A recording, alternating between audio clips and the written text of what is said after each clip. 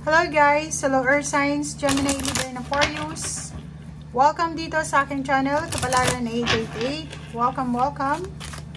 Alamin natin kung anong messages, vibration, gabay, energy para sa lahat ng Air Signs sa araw na ito. Yellow Jasper and then Moonstone.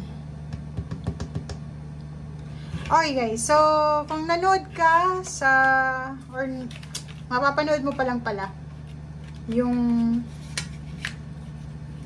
March 16 to 31. Dito sa barahang to, related to doon, sa message na yon. Para sa mga Air Signs, Gemini, Libra, and Aquarius.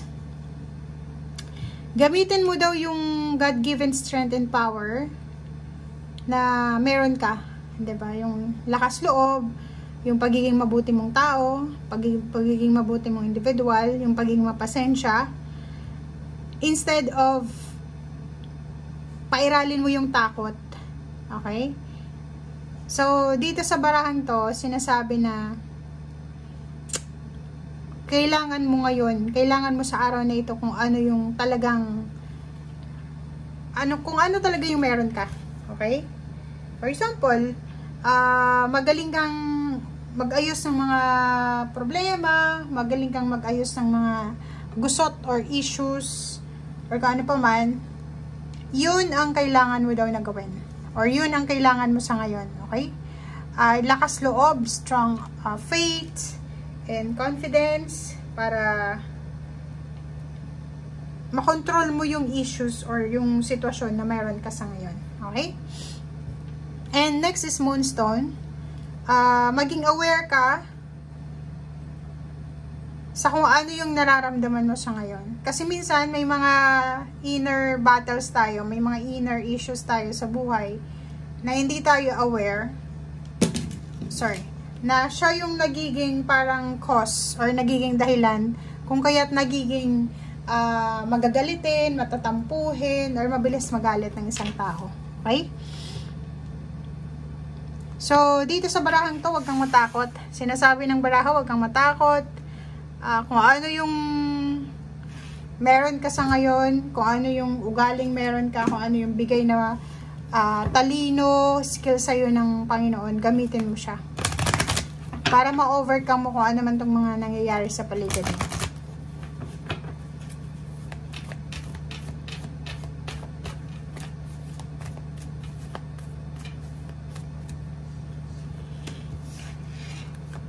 Nakakaloka to. Okay, so mag-iingat ka sa araw na ito dahil pwede kang manakawan, pwedeng hindi naman manakawan yung iba, ma-misplace mo like mga ID, cellphones, documents, mga personal things, wallet, or kung ano pa man. Okay? So, ingat-ingat tayo dahil posible din na mawalan ka ng trabaho or posibleng mamroblema ka din sa pakikitungo sa iyong trabaho. Kung makikita mo dito yung official person, may posibilidad ditong pwedeng hindi kayo magkaayos or hindi kayo magkasundo ng iyong boss. May nakikita ko sa'yo dito na like Libra siguro, Libra, Aquarius, and Gemini. Mag-iingat kayo dahil posibleng mawalan kayo ng trabaho dahil sa power tripping lang ng inyong boss. Or posibleng mawalan kayo ng trabaho dahil sa siguro may gustong nakawin kung ano itong position mo sa trabaho, parang ganyan. So, comment down below if resonated ka dyan. Mayroon din ditong promosyon. May promotion sana. May promotion sa trabaho, salary increase. May mga iba sa inyo dyan na siguro may mga ka-online dating na ka-online date na ibang lahi na medyo may edad na. So, nakikita ko yun. Okay, so, yun. Ano yung mga messages mo? Air signs. Ano yung messages na to? Magkaiba to. Ito, hindi siya related dito.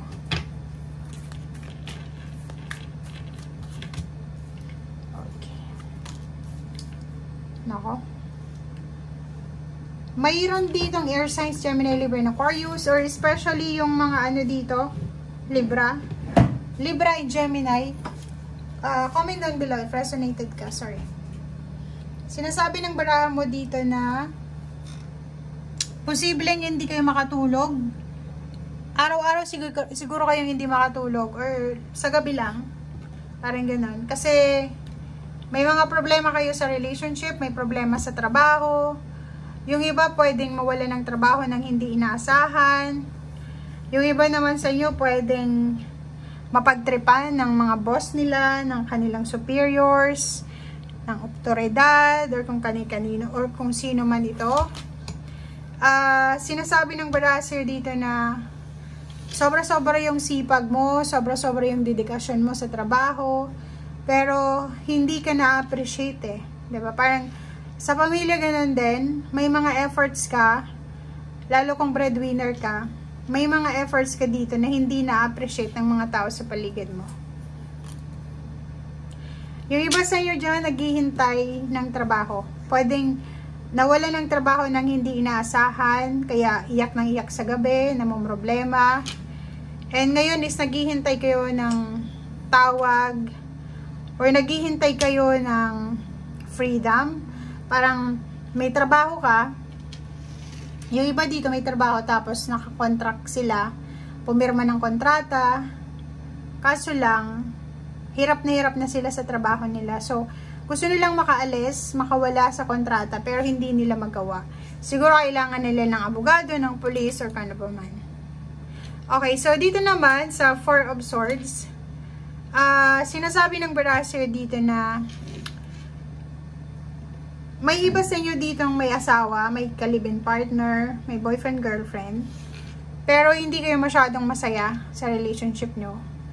And may posibilidad na makatagpo kayo ng isang tao na mag-o-offer sa inyo ng freedom, emotional freedom. Parang, halimbawa, may asawa ka, tapos binubugbog ka ng asawa mo, or pwedeng minamaltrato ka, ikaw yung nagtatrabaho, ikaw yung breadwinner, tapos ikaw pa yung sinasaktan, emotionally, verbally, physically. Siguro maghahanap ka ng freedom, and isa sa mga posibleng darating sa'yo is etong taong ito. Pwede siyang fire sign, Leo, Aries, Sagittarius, ang papasok sa buhay mo para mag-offer ng peace and harmony and freedom, lalo na sa usaping relationship. Pwedeng may edad na siya, pwedeng nasa 60 years old above, 70 years old above. Kailangan mo mag-travel para makita siya. Siya yung parang mag-o-offer sa'yo ng stability sa usaping pera. Siya din yung pwedeng mag-offer sa'yo ng trabaho. And siya din yung pwedeng maging sources mo ng financial freedom. And siya din yung mag-aalis sa'yo sa financial problems mo, if you're looking for a relationship. Pero kung trabaho naman ito, may mga available na trabaho na pwedeng i-offer sa'yo. And doon ka makakakuha ng peace and harmony sa trabahong ito. And ang trabaho ito is pwedeng nasa ibang bansa, kailangan mo ng travel sa ibang bansa or sa ibang lugar. Bago ito sa'yo eh, bagong career, kailangan mo mag-training, kailangan mo pag-aralan, pero mataas yung sweldo niya.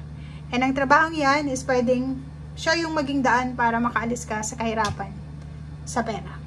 Okay guys, thank you for watching and see you again. Bye!